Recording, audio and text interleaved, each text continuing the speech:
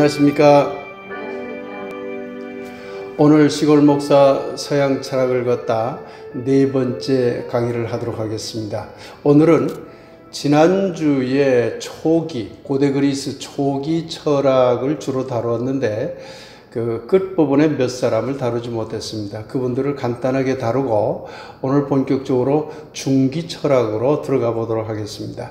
그래서 중기 철학에 들어가면 바로 여러분들이 잘 아는 소크라테스, 플라톤, 아리스토텔레스가 활동했던 시기인데 그들과 함께 데모크리토스라고 하는 유물론자가 활동을 합니다. 그 이야기를 좀 하고 그 다음에 그 플라톤의 그 관념론적인 사상과 크게 대립했던 소피스트들의 사상은 어떠한지 오늘 함께 생각해 보고자 합니다. 그리고 소크라테스, 플라톤, 아리스토텔레스는 이야기할 게 너무 많아요. 그래서 오늘 다 이 세 사람 이야기를 다 하기는 어렵고 그 중에서 소크라테스 이야기까지 함께 하는 것으로 하겠습니다. 초기 고대 그리스 철학을 일컬어서 흔히 자연 철학이라고 합니다.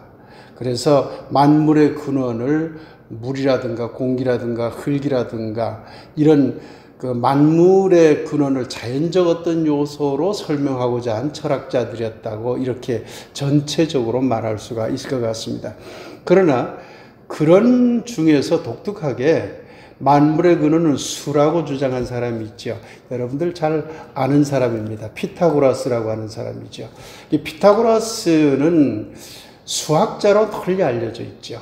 물론 수학자입니다. 그러나 이 사람도 종교적인 어떤 철학을 한 사람이에요. 특히 이 사람을 잘 연구해 보면 신비한 종교주의적인 철학을 했다는 걸 알 수가 있습니다. 피타고라스는 굉장히 많은 지역을 돌아다니면서 많은 견문을 넓힌 사람으로 알려져 있습니다. 심지어 중앙아시아하고 인도까지 갔다는 그런 내용들이 있습니다. 지금부터 거의 2400년 전 사람입니다. 그때 고대 그리스에서 인도까지 다녀왔다고 하는 것은 대단한 것이었죠. 그래서 상당히 오랜 기간 동안 이분이 세계 여러 지역을 돌아다니면서 견문을 넓힌 다음에 고대 그리스 식민지였던 자기 고향으로 돌아옵니다. 그래서 거기서 이 사람이 뭘 했냐면 종교적인 교단을 만들어요. 아마 피타고라스에 대해서 수학자로만 알고 있는 분들에게는 좀 생소한 얘기일지 모르지만 도리어 우리가 서양 철학과 기독교의 문제를 다루고 있기 때문에 이 사람이 어떤 종교적인 성격을 갖고 있었는지를 잠시 알아두는 건 좋을 것 같습니다. 이 사람이 와서 자기 고향에서 일종의 교단을 만들어서 교주 역할을 한 거예요. 요즘 어떤 종교에서 사이비 이단 교주 같은 그런 느낌이 팍 나죠. 그래서 하얀 옷을 입도록 하고요. 자기 따르는 사람들에게. 근데 이 사람은요, 남녀 평등도 주장을 했어요. 이 역할의 평등도 주장을 하고 어떤 규율이나 계율을 철저하게 지킬 것을 아주 복종하도록 얘기를 했고, 그러면서 그 속에서 수학도 가르치고 음악도 가르치고 신비한 종교적인 어떤 계율에 따른 복종을 하는 그러한 활동을 했던 사람입니다. 그러면서 수학도 연구했다는 것이에요. 그러니까 어떤 면에서는요, 넓게 보면 신비한 종교적 교주였어요. 근데 이 양반이 영혼 불사 사상을 가르쳤어요. 영혼 윤회적인 불사 사상을 가르쳤어요. 인도에서 배웠다는 느낌이 들지 않으세요? 인도까지 다녀왔다고 하니까. 어쨌든 고대 그리스 시대에 이미 그러한 다른 관점에서의 사상들도 있었다는 점을 기억을 하면서 피타고라스 이야기는 이 정도로 마무리하겠습니다. 수학적인 내용은 제가 또 워낙 문외한이기 때문에 그런 이야기를 할 능력도 되지 못합니다. 이 당시에 피타고라스 이외에도 엠페도클레스라든가 아낙사고라스라고 하는 사람이 또 활동을 했습니다. 그런데 엠페도클레스는 그 이전의 자연 철학자들이 말한 네 가지 원소, 물, 공기, 흙, 불, 이 네 가지 자체를 만물의 근원으로 보고 이것들이 서로 갈등하고 서로 조화를 하는 다양한 과정 속에서 만물이 생성된다고 본 사람입니다. 그래서 이 사람 역시도 자연 철학자인데 앞선 사람들의 생각을 좀 종합했다고 그렇게 볼 수 있겠죠. 이제 우리가 고대 그리스 중기 철학으로 넘어가기 전에 꼭 기억해야 될 한 사람이 있습니다. 아낙사고라스라고 하는 사람입니다. 이 아낙사고라스라는 사람은 만물의 근원은 다양한 요소, 말하자면 물이든지 불이든지 흙이든지 공기든지 그 외의 여러 가지 요소들이 여러 가지로 만들어져서 만물을 이루는 건 맞다고 보았어요. 그러나 아무렇게나 만들어지면 혼돈 상태라는 거예요. 그런데 그것을 만물이 체계적으로 만들어지기 위한 원리가 그 속에 다 개입이 되어 있다고 보았습니다. 그 원리를 뭐라고 하냐면은 누스라고 그랬어요. 누스를 우리나라 말로 번역을 하면 정신쯤에 해당합니다. 그러니 정신이라는 것이 그 속에 있어서 그것들을 체계적으로 잘 질서정연하게 만드는 만물을 생성해내는 원리로 작용하기 때문에 그래서 지금 우리가 보는 모든 만물들이 만들어졌다고 보았어요. 이렇게 놓고 보면 어떤 현상이 벌어지느냐면 자연적인 물질, 물이든 흙이든 공기든 불이든 그 밖에 여러 자연적인 물질적인 원소들이 중요한 게 아니라 그것을 잘 조절하는 원리로서의 정신이 중요하다고 그렇게 주장한 셈이 되죠. 그래서 아낙사고라스라고 하는 이 사람을 우리가 기억해야 될 한 가지는 자연 철학을 말하는 많은 사람들이 있었는데 이 사람이 그들과 상당히 다른 어떤 관점을 하나 끄집어냈어요. 정신이라는 것을 끄집어냈고 그 정신이 물질보다 우위에 있다고 보았던 것입니다.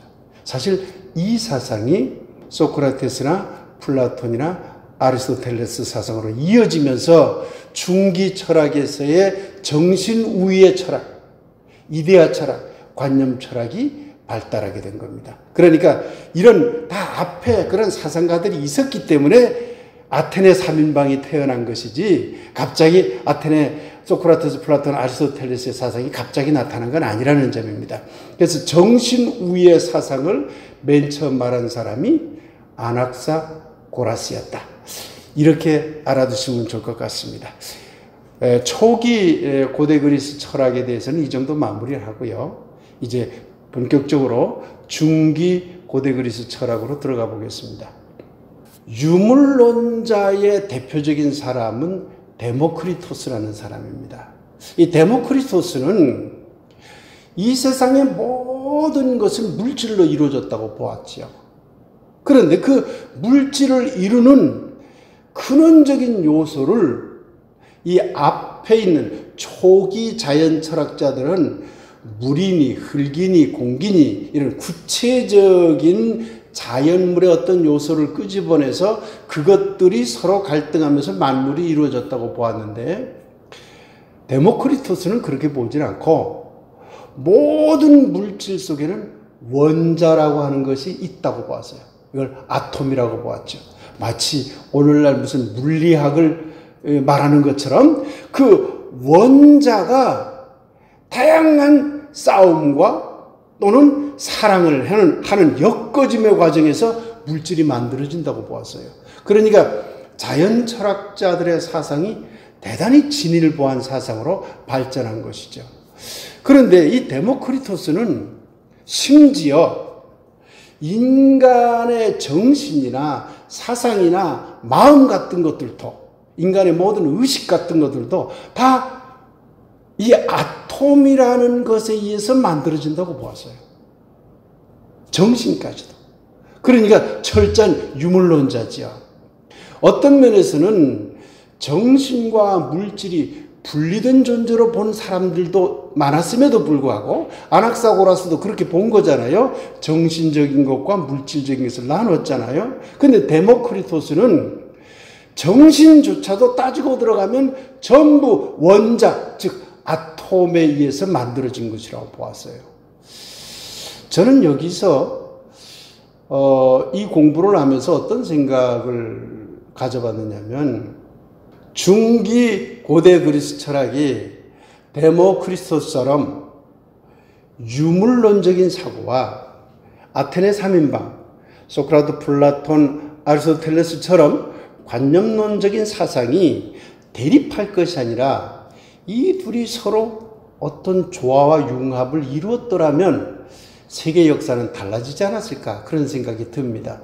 오늘날 극단적으로 보면 과학 만능주의자들이 있죠. 철저한 과학 중심주의죠.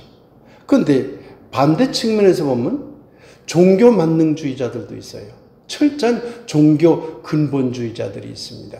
물론 오늘날 21세기 세계관 속에서 살아가는 사람들은 과학 만능주의에 빠지지도 않고 또한 종교 만능주의에 빠지지도 않죠. 이걸 어떻게 조화하려고 노력을 하죠. 그럼에도 불구하고 아직까지 특히 종교 만능주의자들은 21세기가 되었음에도 불구하고 이 세상에서 아주 다양한 활동들을 하고 있죠. 그런데 만일에 오래전에서부터 유물론적인 사고와 관념론적인 사고가 서로 융합하는 길을 갔더라면, 대립하지 않고, 오늘날 이 세계, 특히 서양 역사는 많이 달라졌을 것이고, 또한 기독교 역사도 아주 달라지지 않았을까. 21세기의 기독교가 과학을 충분히 품어안는 종교로 그렇게 발전할 수 있지 않았을까 하는 그런 가정을 해보았습니다. 데모크리토스에 대한 이야기는 이 정도만 하겠습니다. 이제 견유학파에 대한 이야기를 좀 하고 넘어가겠습니다. 이 견유학파도 고대 그리스 중기 때 활동했던 사람들입니다. 디오게네스라고 여러분들 아마 들어보았을 겁니다만은, 그 견유학파 이야기를 제가 굳이 하는 이유는 기독교와 견유학파의 관련성이 굉장히 크다고 보아지기 때문입니다. 이 견유학파는 어떤 사람들이냐면은, 견유라는 말은 개견자와 유학을 할 때 쓰는 유자를 씁니다. 그러니까 개처럼 떠돌아다니면서 어떤 자기 주장을 펼치는 학파였다, 그런 얘기입니다. 그걸 견유학파라고 했지요. 이것을 이제 퀘닉스 또는 키니코스 이렇게 말했는데, 그 키니코스, 퀘닉스라고 하는 말이 떠돌이 개처럼 떠돌아다니는 그런 생활을 말하는 거예요. 그러니까 우리나라 말로 번역을 할 적에 견유학파라고 번역을 한 것이죠. 이들이 왜 떠돌이 개처럼 떠돌이 생활을 했을까? 이들은 무소유를 주장을 했어요. 청빈과 가난한 삶을 주장한 거예요. 특히 이들이 주장했던 핵심적인 요소가 뭐냐면, 기존의 모든 관습체계, 기존의 종교체계, 기존의 사상체계, 기존의 문화체계, 기존의 모든 인간이 갖고 있는 관습적인 모든 행동들, 그것들에 대해서 의심을 품었어요. 그것이 진정한 인간의 모습일까?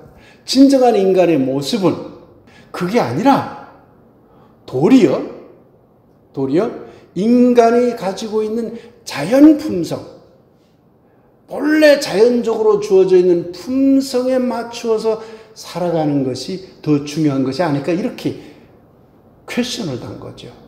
그리고는 기존의 관습체계에 얽매이면 도리어 자유로운 삶을 살 수가 없다. 그걸 다 벗어던지자. 그러니 옷이 왜 그리 중요해? 그저 하나 걸칠 수 있는 옷 정도 하나 있으면 되지. 돈이 뭐가 필요해? 돌아다니면서 그냥 얻어먹을 건 얻어먹고 자기 스스로 구해서 먹고 그러면 되지.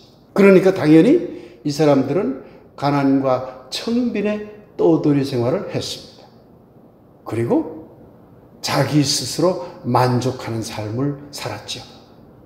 다른 사람과 견줄 필요가 없는 거예요. 이 세상의 기존의 관습체계와 견줄 필요 없이 훌훌 그 관습체계를 떠나서 그저 자기 삶에 만족하면서 살았던 사람이에요. 그러니 이 사람들에게는 기존의 관습 체계에서 떠난 삶에 대한 부끄러움이 없었어요. 옷을 더러운 거 입었어도 다른 사람이 손가락질을 해도 아이고 도리어 니들이 자유롭지 못한 삶을 사는 거지. 내가 더 자유롭게 사는데. 그런 거에 대해서 부끄러움이 없었어요. 그래서 견유학파의 주장을 세 가지로 묶어서 설명을 합니다. 하나는 뭐냐면 가난과 청빈, 그것을 위한 떠돌이 삶. 둘째는 자족하는 삶. 셋째는 무치라 그래서 그렇게 자연 본성으로 살아가는 데 대해서 전혀 부끄러움을 느끼지 않았다는 거죠. 가난, 청빈, 자족의 삶, 무치의 삶. 디오게네스 그러면은 여러분들이 잘 아는 그 알렉산더 대왕과 만남 이야기 아시죠? 알렉산더 대왕이 디오게네스의 이야기를 들은 거죠. 그래서 찾아갔죠. 가서 혹시 필요한 것 없어? 내가 알렉산더 대왕인데 필요한 걸 말하면 내가 그 소원을 들어주겠어. 그러니까 디오게네스가 뭐라고 얘기했죠? 여러분들 많이 들어보았겠죠? 아무것도 필요 없어. 햇빛이나 가리지 마시오. 그랬다고 하잖아요. 이 이야기는 단순히 사람들이 이렇게 생각할지 모르죠. 아이고 나 햇빛 쬐고 싶어. 당신 불러서. 그러나 이 말 속에는 깊은 뜻이 숨겨져 있다고 저는 그렇게 보고 있습니다. 그건 뭐냐면 알렉산더 대왕은 모든 것을 가진 사람의 상징이에요. 그리고 기존의 모든 관습체계와 모든 문화체계를 통할하는 상징으로서의 알렉산더 대왕이죠. 그런데 디오게네스는 정반대에 있는 거죠. 아무것도 가지고 있지 않고 어떤 기존 관습체계를 완전히 벗어나서 뛰어넘는 사람으로 상징되죠. 이 두 사람의 만남인 거예요. 햇빛은 무엇일까요? 자연 본성을 말하는 거죠. 당신이 가지고 있는 모든 소유, 난 필요 없어. 자연 본성 하나면 나는 만족하오. 그러니 그 자연 본성인 햇빛을 좀 가리지 마시오. 저는 이 예화를 보면서 그렇게 읽었습니다. 그러니 디오게네스를 포함한 견유학파의 사상은 이런 점에서 매우 중요한 의미를 갖습니다. 견유학파는 신이라고 하는 존재를 설명을 하기를 어떻게 설명했냐면 신은 아무것도 없는 무소유의 존재라는 거예요. 그러니까 인간이 신에게 가까이 갈수록 그건 뭘까요? 아무것도 없는 상태에 가까워질수록 보다 더 신에 가까운 존재가 되고 그래서 진정한 의미에서의 인간의 본성, 자연 본성을 드러낼 수 있다고 보았어요. 그 정도로 디오게네스는 이 견유학파들은 무소유의 삶을 철저하게 살려고 노력을 했지요. 이러한 견유학파 사상은 나중에 스토아학파 사상으로 연결이 됩니다. 스토아학파가 한창 발달할 때 이 후기입니다. 고대 그리스 철학의 후기인데 그때 예수님이 살았어요. 견유학파 사상이 스토아학파 사상 속으로 들어가요. 그 가운데 예수님도 살았어요. 이 점을 생각하면서 견유학파와 예수님의 닮은 꼴을 우리가 한번 상상해 보면 견유학파 예수님의 이야기가 닮았다는 걸 알 수가 있습니다. 예수님이 떠돌이 생활을 했잖아요. 무소유의 삶을 살았잖아요. 자족하는 삶을 살았잖아요. 그뿐인가요? 바리새인들의 입장에서 보면 예수님은 기존의 관습 체제를 따르지 않는 이단아였어요. 자꾸 그 틀을 깼죠. 유대 관습을. 그러니까 율법주의자들이 보기에는 예수는 참으로 부끄러운 사람이고 창피한 사람이었죠. 그러나 예수님은 아무렇지도 않다는 듯이 무치의 삶, 부끄러움이 없는 삶을 살았어요. 굉장히 닮아 있다는 것을 알 수가 있습니다. 성서에도 보면 이런 얘기를 했죠. 제자들에게 가르쳤잖아요. 마태복음에 보면 마음이 가난한 자는 행복을 얻을 것이다. 가난해야 행복하다는 거예요. 이게 견유학파의 주장이거든요. 이게 또한 스토아학파의 주장이에요. 가난해야 행복하다. 예수님의 가르침의 키워드 중에 하나잖아요. 굉장히 닮았다는 걸 알 수가 있습니다. 공중에 나는 새도 쉴 집이 있고 여우도 쉴 바위굴이 있지만 나는 쉴 곳이 없다. 마땅한 소유가 없다는 거예요. 그런 얘기만 했나요? 백합화를 보라. 솔로몬의 영광이 아무리 뛰어난다 한들 백합화의 저 아름다움에 비기겠느냐. 솔로몬은 무수한 소유의 상징이었습니다. 권력을 가졌고 경제를 가졌고 다양한 문화를 향유할 수 있는 힘을 가졌던 사람이죠. 그러나 예수님이 보기에는 그건 아무 의미가 없었다. 백합화보다는 못하다는 얘기예요. 백합화는 뭘 상징하죠? 디오게네스에게 있어서 햇빛이 자연 본성을 상징한다고 여겨지듯이 예수님에게 백합화도 자연 본성을 상징한다고 여겨지죠. 너무 닮아 있습니다. 그뿐만인가요? 제자들에게 마을로 내려가서 하나님 나라를 좀 전하고 와라라고 보낼 때 뭐라고 했나요? 너희들이 갈 때 아무것도 가지고 가지 말라. 그저 걸칠 옷이나 갖고 가라. 무소유의 상태로 내려가라고 가르쳤잖아요. 마치 디오게네스의 삶을 보는 것 같습니다. 오늘날 한국 기독교가 예수님의 삶 속에서 견유학파의 사상과 스토아학파의 사상을 연결할 수 있는 안목이 있어야 돼요. 그래야만 예수님의 참 정신을 알아낼 수가 있어요.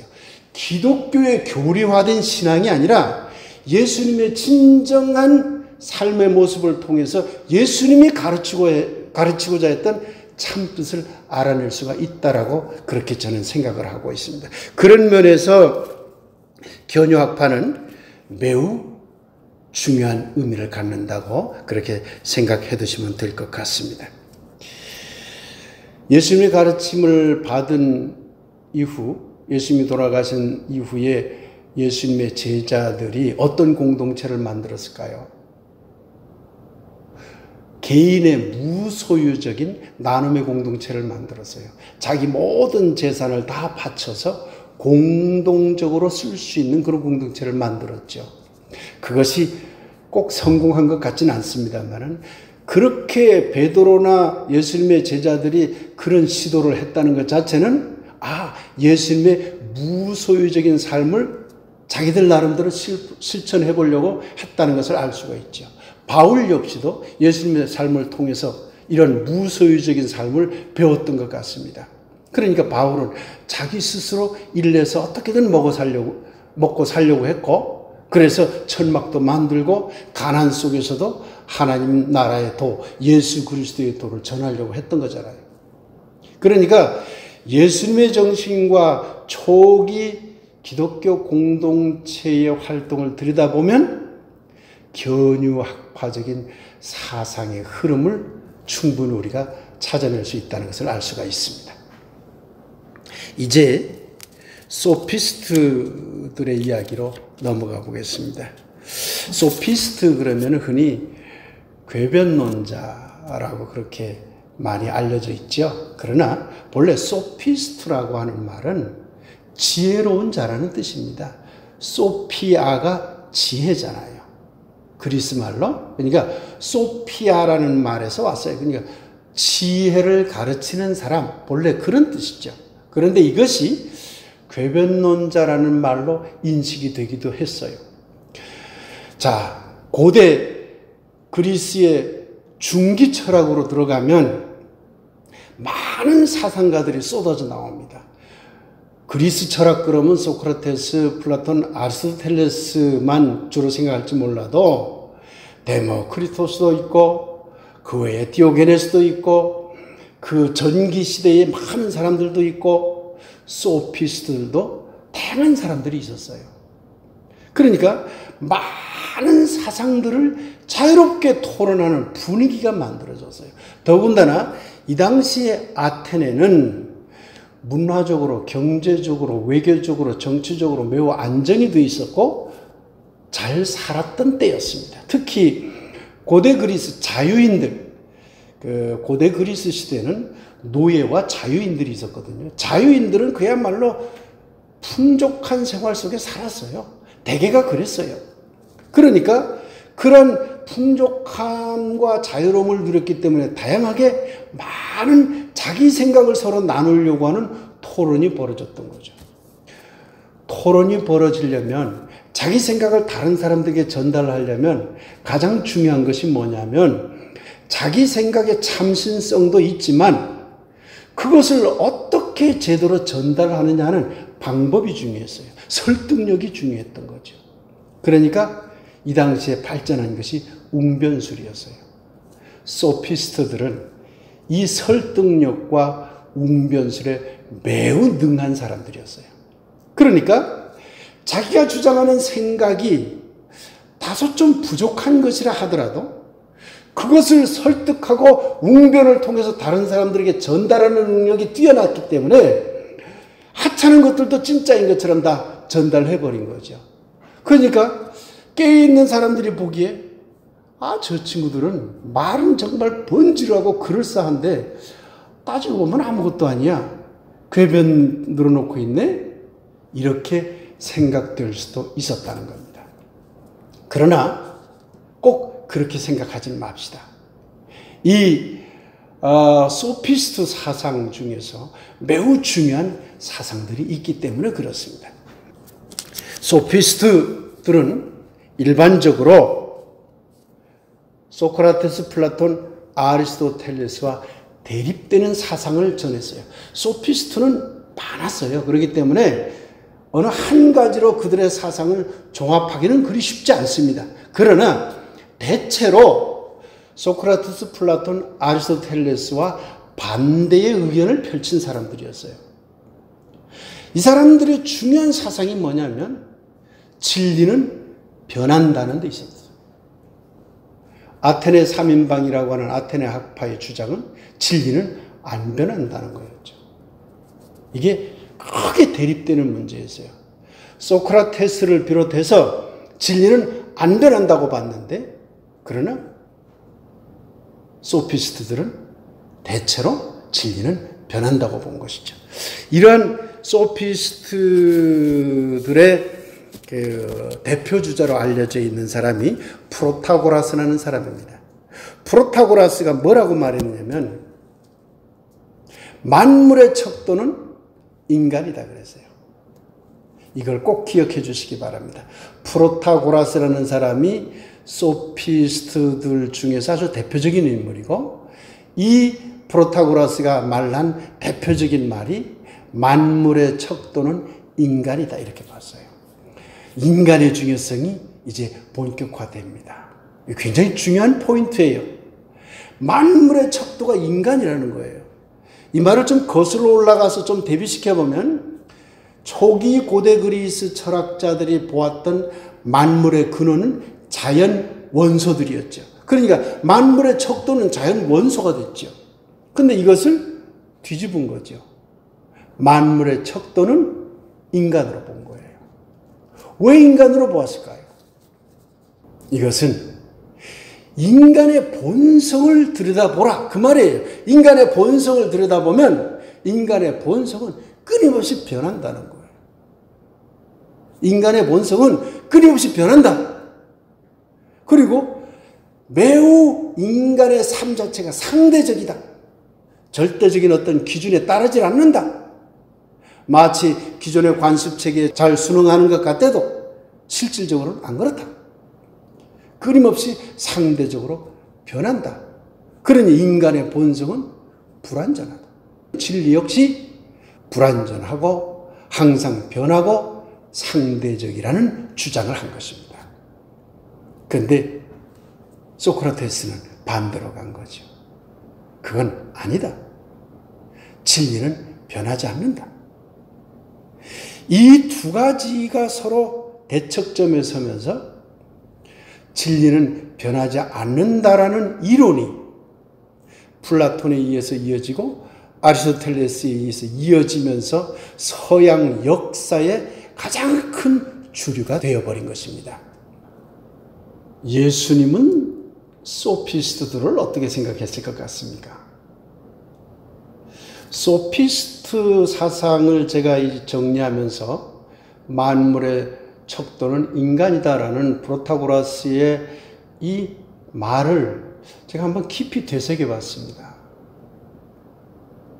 예수님이 살았던 당시에 유대 문화는 하나님, 즉 여호와 하나님을 절대적인 신으로 여기는 문화체계, 종교체계 속에 있었어요.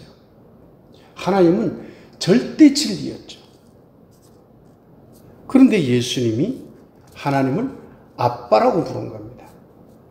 아빠. 기독교 신자들은 잘 아시죠? 예수님이 하나님을 아빠라고 불렀어요. 왜 아빠라고 불렀을까? 우리는 흔히 아버지처럼 따뜻하게 가족들을 품어안고 사랑해 주시는 분으로 예수님은 하나님을 믿었다. 이렇게 주로 이야기해 왔습니다. 정말 그런 뜻만 있을까? 저는 프로타고라스의 만물의 척도는 인간이라는 말을 통해서 예수님이 하나님을 아빠 하나님이라고 부른 그 이유를 다시 한번 생각해 보았어요. 여러분의 생각과 제 생각이 다를 수는 있겠지만 제 생각을 좀 소개해 드리겠습니다. 예수님이 십자가를 지기 전에 기도했지요.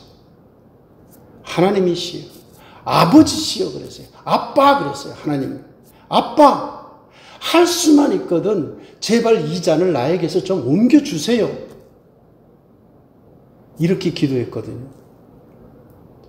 십자가에서 죽을 때 마지막 한 말이 뭡니까? 엘리 라마 사박다니. 하나님이여 하나님이여 어찌서 나를 버리셨나이까? 이러한 예수님의 말 속에는 무엇이 들어있을까요? 아빠 하나님이 단순히 사랑의 하나님이다. 이것을 고백한 말이었을까요? 저는 그런 해석을 이제 넘어서야 된다고 그렇게 생각을 합니다.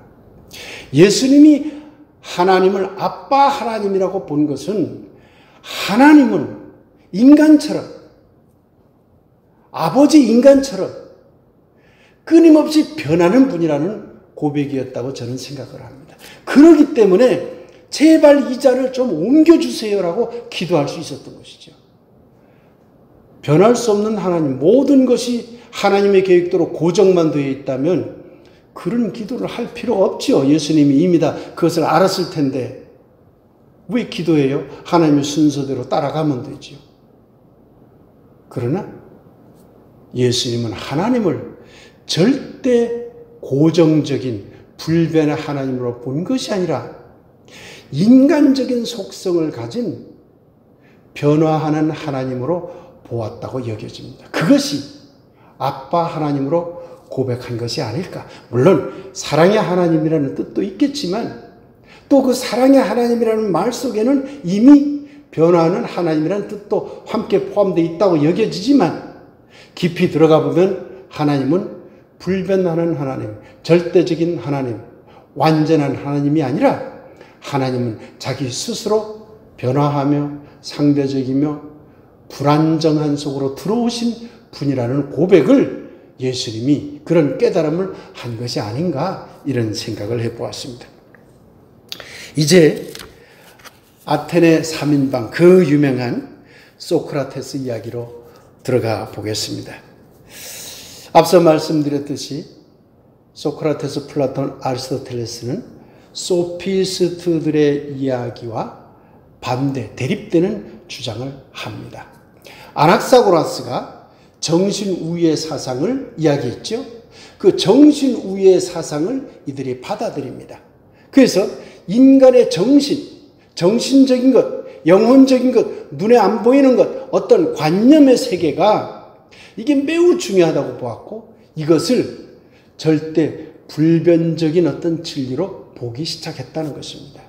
이것이 소크라테스 때부터 본격적으로 시작이 됐다고 여겨지는 것입니다. 그러나 엄밀하게 말하면 소크라테스는 저술을 남기질 않았어요. 자기 기록이 없죠. 예수님도 저술을 남기지 않았잖아요. 자기 기록이 없죠. 석가모니도 저술을 남기지 않았어요. 자기 기록이 없어요. 다 제자들이 그 기록을 만들어낸 겁니다. 소크라테스의 어떤 사상도 플라톤의 기록에 의해서 들여다볼 수밖에 없어요. 물론 다른 사람의 그 글 속에도 잠시 나타나지만 주로 플라톤의 저작을 통해서 알 수밖에 없죠. 예수님의 사상이나 예수님의 삶도 그러잖아요. 예수님이 돌아가신 이후에 제자들 또는 예수님을 따르는 사람들에 의해서 쓰여진 문서를 통해서 예수님의 사상을 알 수밖에 없는 것이죠. 석가모니 사상도 마찬가지예요. 그렇기 때문에 플라톤의 저작을 중심으로 해서 소크라테스의 사상을 알아볼 수밖에 없기 때문에 소크라테스 사상을 순수한 소크라테스 사상이냐 플라톤식으로 버전이 바뀐 사상이냐를 가지고 많은 학자들이 논란을 펴니다. 그러나 두 사람의 사상이 하나로 연결되고 있기 때문에 꼭 분리해서 볼 필요는 없을 것 같습니다. 소크라테스 사상 중에서 매우 중요한 첫 번째 사상이 뭐냐면 영혼 불멸 사상입니다. 영혼은 죽지 않는다는 거예요.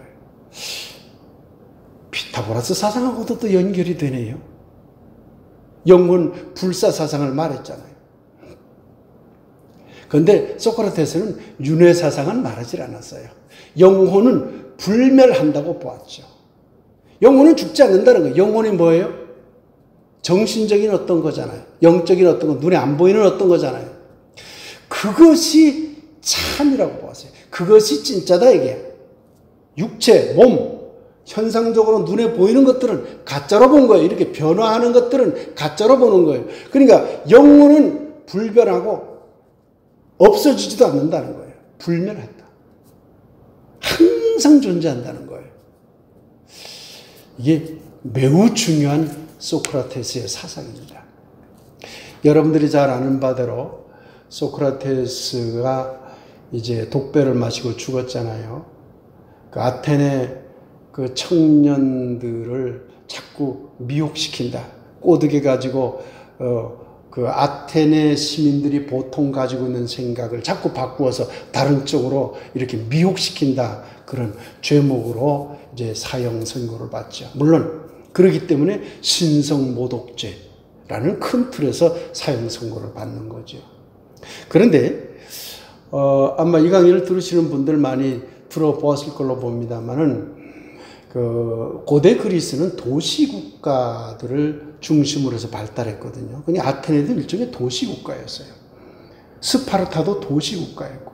그러니까 만일에 아테네 시민이었던 어떤 사람이 죄를 짓고 스파르타로 도망가면 스파르타에 가서 그 사람을 잡아다가 사형 집행을 못해요. 그 사람이 아테네에 들어왔을 때만 죄인으로 잡아가둘 수가 있죠. 그런데 많은 도시국가들이 다른 도시국가로 죄인들이 도망가는 데 대해서 좀 느슨했던 것 같습니다. 그러니 얼마든지 도망가려고 하면 도망갈 수 있었던 그런 시대적인 분위기가 있었던 것이죠. 그러니까 소크라테스의 친구가 한번 찾아와요. 소크라테스에게. 도망가자. 내가 다 주선해 줄 테니까 다른 도시로 도망가자. 죽지 말고. 왜 여기서 죽으려고 하느냐? 그걸 전부 주선해 주고 도망가서 다른 도시 가서 살 수 있도록 해주겠다고 했는데도 소크라테스는 도망가질 않아요. 왜 그랬을까요? 소크라테스가 이런 말을 했다고 그러죠. 악법도 법이다. 그러나 악법도 법이다라는 이 말을 정확하게 했다는 증거는 없습니다. 그 비슷한 뉘앙스의 말들은 했지만, 그러나 악법도 법이다라는 어떤 경구를 말했다고는 그 학자들이 보질 않지요. 근데 사람들이 악법도 법이기 때문에 법을 따라서 나는 죽겠다, 이렇게 해서 죽었다고 생각하는 사람들이 있지요. 그러나 이것은 대단히 큰 오해입니다. 사형 집행 당일날 제자들과 친구들이 찾아갑니다. 이제 사형 집행을 할 때가 된 거예요. 가서 도망가라고 설득을 해도 도망가지 않죠. 그러면서 토론이 붙어요. 이런 이야기가 플라톤의 저작 속에 나오는 거예요. 어떤 토론을 벌였는지 아세요? 마지막 죽는 사람이 토론을 진지하게 벌여요. 영혼 불멸에 대해서 토론을 벌입니다. 영혼이 참이다. 영혼은 불멸한다. 육체는 소멸되고 육체는 거짓이다. 내가 영혼 불멸의 상태로 참의 세계 속으로 내가 들어가는데 무엇이 두려울 게 있나? 그 참의 세계로 내가 들어가는데 죽음이 왜 두려운가? 이것을 소크라테스가 계속 친구와 제자들하고 변론을 하는 거죠. 그러고는 죽었어요. 소크라테스는 철저하게 영혼이 참 진리며 관념적인 이 세계가 참 진리며 영혼은 불멸한다고 믿었기 때문에 죽을 수 있었던 거예요. 악법도 법이다 그러면서 법에 순응해서 죽었다고 하는 것은 극히 어떤 한 부분만 보는 얘기예요. 진짜 이유는 영혼 불멸에 있었던 것이죠. 이 영혼 불멸이 참이라고 하는 이 사상이 플라톤의 이데아 이론으로 연결되게 된 것이라고 보시면 될 것 같습니다. 토론의 달인이었죠, 소크라테스가. 그런데 소크라테스는 답을 대부분 이야기하지 않았대요. 계속 질문을 던졌대요. 어떤 질문을 통해서 그 토론하는 사람이 대답을 하면 그 대답을 통해서 다시 질문을 하고 계속 그 토론을 이어나가면서 진리를 스스로 찾아내도록 유도했지요. 이것을 철학적 용어로 말하면 귀납의 과정이에요. 어떤 사례들, A라는 사례, B라는 사례, C라는 사례 쭉 이야기하다가 결론을 내려야 되거든요. 그런데 소크라테스는 결론을 안 내리고 계속 귀납을 한 거예요. 계속 질문을 던지고 답은 스스로 찾아가도록 그렇게 유도했다고 합니다. 이 산파술이 영혼 불멸 사상을 보편타당의 진리관으로 이끌어가는데 매우 유용하게 쓰였던 기술입니다. 그러니 소크라테스의 주장은 영혼 불멸, 보편타당한 진리, 절대 진리관 이 두 가지로 요약할 수 있어요. 그런데 그것들을 설명한 방법이 무엇일까요? 그건 산파술이라는 질문과 토론하는 방법이었다. 이렇게 생각하면 될 것 같습니다. 소크라테스의 영혼 불멸 또 보편타당한 진리관이 이게 기독교 진리관으로 깊숙하게 들어왔다는 것은 이미 널리 알려진 사실입니다. 플라톤 사상 속으로 들어왔고 또 아리스토텔레스 사상 쪽으로 들어와서 그것이 중세 교회 속에 깊이 들어가 버리거든요. 중세 초기에는 나중에 말씀드리겠습니다마는 중세 초기에는 플라톤 사상이 깊숙하게 기독교 속으로 들어와 버려요. 그러니 중세 기독교의 출발은 어떤 면에서는 예수교가 아니라 플라톤교처럼 느껴질 정도예요. 그리고 그것이 중세 후기에 가면 아리스토텔레스 사상이 또한 깊이 들어왔기 때문에 아리스토텔레스 교처럼 느껴질 정도예요. 그 정도로 막강한 영향을 미쳐버린 거예요. 그러니 중세 가톨릭은 넓게 보면 예수교가 아니라 플라톤이나 아리스토텔레스식으로 변해버린 예수교예요. 이렇게 보시면 돼요. 그러니 오늘날 한국의 기독교, 제가 첫 강의 시간에 꼰대 종교가 되어버린 한국 기독교, 특히 보수 근본주의 한국 기독교를 비판함에 있어서 플라톤 아리스토텔레스 사상이 어떻게 들어와서 예수의 본래적인 사상을 어떻게 변질시켰냐라는 것을 알아야만 한국 기독교의 꼰대스러움과 근대성, 전근대성을 파악할 수 있는 것입니다. 우리가 이런 여행을 하고 있는 거예요. 그래서 오늘 소크라테스 이야기까지 온 겁니다. 다시 말씀드립니다. 소크라테스의 영혼 불멸 사상, 그리고 소크라테스의 보편타당한 진리관, 절대 진리관이 플라톤 속으로 들어갔고 그것이 중세교회를 거쳐 오늘날 한국교회까지 이루고 있다. 이렇게 보시면 됩니다. 한국의 기독교 신자 여러분, 지금의 한국 기독교를 한번 둘러보시기 바랍니다. 여전히 영혼우위, 영혼 불멸의 신앙의 토대를 두고 우리가 신앙생활을 하고 있는가 한번 되돌아보자는 겁니다. 여전히 하나님은 절대 불변의 진리로서 우리들에게 다가오는 분일까 한번 되돌아보자는 거죠. 이러한 사상이 파르메니데스의 절대진리관, 아낙사고라스의 정신우위 사상, 그리고 소크라테스의 영혼우위와 불멸 보편타당한 절대진리관으로 이어지고 있다는 사실도 우리가 기억해 보도록 합시다. 우리가 여전히 하나님을 그렇게 믿고 있다면 또는 그렇게 맹신하고 있다면 혹시 이것이 잘못된 건 아닐까? 라고 한번 의문을 달아보자는 거죠. 소크라테스가 이런 말을 했습니다. 유일한 선은 선하다고 하는 것의 그 유일성, 오직 선한 건 하나밖에 없다는 거예요.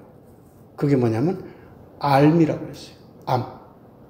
무지는 유일한 악이라고 그랬어요. 한국 기독교가 예수를 알기 위해서 얼마나 노력했고, 기독교의 사상을 알기 위해서 얼마나 노력을 했고, 기독교의 역사를 알기 위해서 얼마나 노력했는지. 아마 유일한 선은 알미요, 유일한 악은 무지다라고 한 소크라테스의 이 경구가 마치 오늘날 한국 기독교를 향한 경고로 좀 들리는 것 같습니다. 삶에 대해서 우리가 대단히 관심을 안 가져요. 그저 믿습니다 하나로 끝나요. 특히 한국 보수근본주의 신앙은 오로지 믿습니다 하나로 가죠. 왜 그래야 되죠? 알아야 돼요. 그러고 함께 믿음을 함께 공유해야 되는 것이죠. 소크라테스는 또 이런 얘기를 했어요. 배부른 돼지보다 고뇌하는 인간이 되라. 많이 사용하는 경구죠.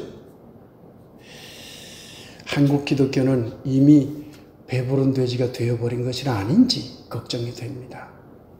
견유학파처럼 무소유, 그리고 자족의 삶을 살았던 예수님을 한번 떠올려 보면 한국은 고뇌하는 소크라테스 같은 그러한 고뇌 속에 있는 종교가 아니라 이미 배불러버린, 권력에 배불러 있고 돈에 배불러 있고 어떤 종교적인 틀 속에 배불러 버려 있는 그러한 종교가 되어버린 것이 아닌가, 이런 고민을 해보았으면 좋을 것 같습니다.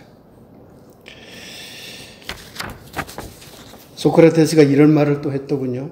철학은 무지로부터 탈출하는 것이다. 그렇죠? 철학이라고 하는 것이 끊임없이 모르던 것에서부터 알매 상태로 가는 것이겠죠. 신학은 어떤 것이어야 할까요? 신학 역시 무지로부터 알매 상태로 가는 고백이 되어야 된다고 저는 생각을 합니다. 한국교회가 무지한 상태에서 알매 상태로 가는 고백의 여정, 신앙 고백의 여정 속에 있다면 오늘날처럼 이렇게 그저 맹신하는 기독교에서 얼마든지 벗어날 수 있으리라고 생각을 합니다. 너 자신을 알라라는 말을 소크라테스가 했다고 하는데 사실은 이것은 잘못된 그런 이야기입니다. 소크라테스가 이 말을 처음에 만들어낸 사람은 아니고요.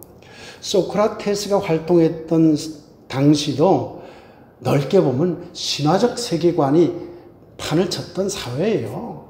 소크라테스조차도요, 신탁을 믿었던 사람이에요. 즉, 신전에 가서 신에게 빌었죠. 저는 어떤 운명으로 살아야 될까요? 그러면 거기 이제 신전을 운영하는 사람들이 제주 한국식으로 얘기하면 무당이죠. 무당, 묵격들이 점 같은 걸 쳐줘요. 그래서 당신은 이런 운명을 가지고 있다. 당신이 앞으로 하려는 일은 이렇게 하시오 하는 것을 일종의 점 쳐줬어요. 그래서 신탁이라고 그러는데 그걸 소크라테스도 믿었어요. 그런데 그 소크라테스가 자주 찾아갔던 그 아테네 시민들이 자주 찾아갔던 대표적인 신전이 델포이 신전이라는 데예요. 그 델포이 신전은 이제 태양신 아폴론을 모시는 신전이었는데 그 태양신 아폴로에게 가서 신탁을 의뢰하면 굉장히 좋은 신탁 것을 해줬다는 것이죠. 좋은 정교가 나왔다는 것이죠. 그런데 그 신전 앞에 문구가 하나 딱 붙어 있었던 것이죠. 너 자신을 알라.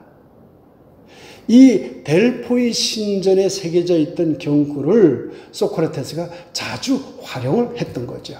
그러니 소크라테스가 자주 활용한 말이긴 하지만 본래 소크라테스가 한 말은 아니지요. 그런데 이 말이 매우 중요해요. 종교를 믿는데도 매우 중요해요. 개인적으로도 중요해요. 사실 우리 자신을 깊이 알아야 돼요. 그리고 깊이 알면 알수록 내가 모른다는 사실도 깨달아야 돼요. 무지로부터 탈출한다고 하는 것은 단순한 지식을 쌓아나가는 것이 아니라 내 자신이 점점 모른다는 사실을 깨우쳐가는 과정이라고 보시면 돼요. 소크라테스가 그렇게 주장을 했어요. 종교도 마찬가지입니다. 기독교도 마찬가지예요.